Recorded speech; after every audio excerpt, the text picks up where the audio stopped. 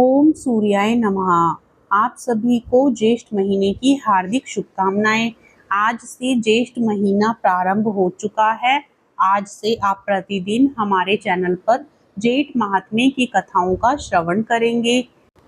ज्योतिष शास्त्र में जेठ के महीने को बहुत ही महत्वपूर्ण माना गया है। इस पवित्र महीने में पूजा पाठ और दान धर्म करने से कई प्रकार के ग्रह दोष से मुक्ति प्राप्त हो जाती है। धार्मिक मान्यताओं के अनुसार जेठ के महीने में सूर्य देव, वरुण देव, शनि देव और हनुमान जी की पूजा करना सबसे शुभ माना जाता है। ज्येष्ठ महीने के स्वामी मंगल हैं और मंगल ग्रह को ज्योतिष शास्त्र में साहस का प्रतीक माना गया है। सभी नवग्रहों में मंगल को सेनापति का दर्जा प्राप्त है। ज्येष्ठ मास भगवान विष्णु का प्रिय मास है। इस मास में भगवान विष्णु की पूजा का विशेष महत्व बताया गया है। भगवान विष्णु और उनके चरणों से निकलने वाली माँ गंगा और पवन पुत्र हनुमान जी की पूजा का बहुत ज्यादा महत्व माना गया है। हिंदू धर्म में ज्येष्ठ मास में पड़ने वाले मंगलवार को बड़ा मंगलवार या फिर बुढ़वा मंगल के नाम से जाना जाता है। ज्येष्ठ मास में पड़ने वाले 4 बड़े मंगलवार की पूजा करने पर व्यक्ति को मनचाहा फल प्राप्त होता है। ज्येष्ठ मास में सबसे ज्यादा गर्मी पड़ती है। इस महीने में जल का दान पुण्य दान माना गया है। इस माह में न सिर्फ आम लोगों को बल्कि पशु पक्षियों की प्यास बुझाने के लिए जल उपलब्ध कराना चाहिए। इससे भगवान विष्णु की विशेष कृपा प्राप्त होती है। जीवन में आने वाले कष्ट दूर होते हैं। ज्येष्ठ मास में प्याऊ लगाना, नल लगवाना और पोखर तालाबों का संरक्षण करना विशेष फलदायी माना गया है। आज आप सभी सुनेंगे ज्येष्ठ महात्म्य का पहला अध्याय। प्रेम से बोलिए सूर्य देव भगवान की जय। ऋषि लोग स्कंद जी से बोले कि हे षडानन, हम लोगों ने विस्तार पूर्वक वैशाख मास का महात्म्य भी सुना, परंतु फिर भी मन को तृप्ति नहीं हुई। इसलिए सबको संतुष्ट कर देने वाला ज्येष्ठ मास के महात्म्य को कृपा कर आप कहिए, जिसके द्वारा श्रोताओं के पापों का नाश हो। इस ज्येष्ठ मास के देवता कौन हैं? इसके सेवन से क्या फल प्राप्त होता है और इसके सेवन की विधि क्या है? यह सब हम लोगों से कहिए। स्कंद जी ऋषियों से बोले कि हे महाभाग, ठीक है, आप लोगों ने लोकोपकार के लिए उचित प्रश्न किया है। मैं ज्येष्ठ मास के महात्म्य को कहता हूँ। जिस तरह समस्त देवताओं में विष्णु भगवान बड़े हैं, प्रशंसनीय हैं और प्रजाओं के पालन करता है, उसी तरह यह ज्येष्ठ मास समस्त मासों में अति श्रेष्ठ मास है। इस ज्येष्ठ मास के समस्त दिवस श्रेष्ठ हैं और पर्व के समान हैं, इसलिए यह मास समस्त लोकों में श्रेष्ठ कहा जाता है। इस ज्येष्ठ मास में सोच आचार से युक्त होकर प्रातःकाल स्नान करना चाहिए। इस तरह दशा अश्वमेध तीर्थ में स्नान करने से गंगा लोकों को पवित्र करती है।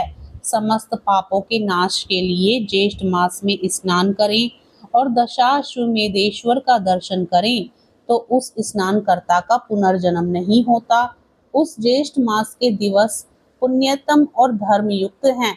जिस ज्येष्ठ मास में पापनाशनी सुंदर स्रोतवाहिनी जानवी अवतरीण हुई, ज्येष्ठ मास के समस्त तिथियों में अधिक पुण्यप्रद दशमी तिथि 10 विध पापों का शमन करने वाली है। उस दिन स्नान और दान अवश्य ही करना चाहिए। जलपूर्ण घटदान, जलदान, तालपत्र दान, चंदन दान और जूता दान श्री त्रिविक्रम भगवान के प्रत्यर्थ करना चाहिए। जूता दान का मंत्र है, हे केशव, कराटक शर्करा आदि से रक्षा के निमित्त जूता दान करूंगा, जो कि सब स्थानों में सुख देने वाला है, इसलिए जूता दान से आप मुझे शांति प्रदान करें। छत्र दान का मंत्र, हे केशव, हे प्रभु, इस लोक और परलोक में घाम से मेरी रक्षा करें। हे प्रभु, यह छत्र आपके प्रत्यर्थ मैंने आपके प्रिय ब्राह्मण को दिया। शर्करा जल से पूर्ण घट दान का मंत्र है, मैंने शर्करा जल से पूर्ण घट का दान दिया है। इस शरबत से पूर्ण घट दान से 33 तिथि के देवता तृप्त हों।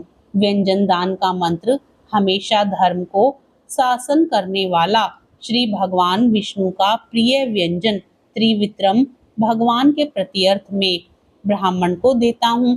चंदन दान का मंत्र यह कर्पूर खस से युक्त चंदन सुंदर रुचिकर है, इसको मैं दान करता हूँ। इसके दान से देवता ऋषि पितृ मनुष्य तृप्त हों।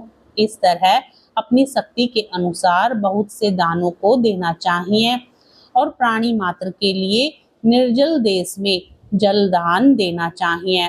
जो प्राणी मात्र के लिए जल दान देने में असमर्थ है वह ब्राह्मण के लिए प्रतिदिन जल दान करे और पीपल वट आदि वृक्षों का अनेक विध जल से सिंचन करे।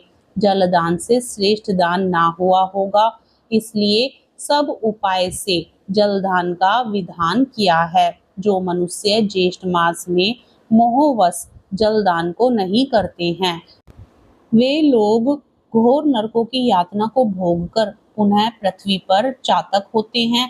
इस विषय में पुरातन इतिहास को मैं आपसे कहूँगा। पूर्व काल त्रेता युग के अंत में महिष्मतिपुरी में ब्राह्मण श्रेष्ठ वेद वेदांग का पारंगत धर्मात्मा सुमंतु नामक ब्राह्मण हुआ। उस ब्राह्मण की गुणवती नामक स्त्री और देव शर्मा नामक पुत्र था। ब्राह्मण पुत्र देव शर्मा हमेशा देवता पूजन में नित्य और अभ्यासगत प्रिय था। किसी समय देवयोग से समिधा को लाने के लिए वन को गया। वहां तेज किरणों के लगने से और तृषा से अत्यंत व्याकुल हो गया। उस वन के जल राशि के समीप जाकर वृक्ष की छाया में बैठकर जल पीकर जल के समीप बैठकर सो गया। उस ब्राह्मण के भय से उस वन के जो मृग और पक्षीगण आदि थे वे सब तृषा से पीड़ित होकर व्याकुल हो गए और उनमें से कुछ मर भी गए। सूर्य नारायण के अस्ताचल चले जाने पर जब निद्रा दूर हुई तब वह ब्राह्मण अपने गृह को गया। जब अज्ञात दोष से युक्त वह ब्राह्मण मर गया तब उसके साथ उसकी पतिव्रता स्त्री ने पुत्र धन आदि का त्याग कर अग्नि में प्रवेश किया। ब्राह्मण वन में हुए अज्ञात कर्म दोष के फल से अनेक नरकों को भोगकर पुनः इस लोक में स्त्री के साथ चातक योनि में आकर अत्यंत दुखी हो गया। पूर्व जन्म के पाप को स्मरण करता हुआ अपने गृह में आकर और अपने वृक्ष के खोडरा में बैठकर निरंतर करुणापूर्वक रोदन करने लगा। उसके क्रंदन को सुनकर उसके पुत्र ने अनेक बार मना किया, परंतु वह उस वृक्ष के खोडरा से नहीं निकला। तब क्रुद्ध पुत्र ने उस वृक्ष के कोटर में आग लगा दी।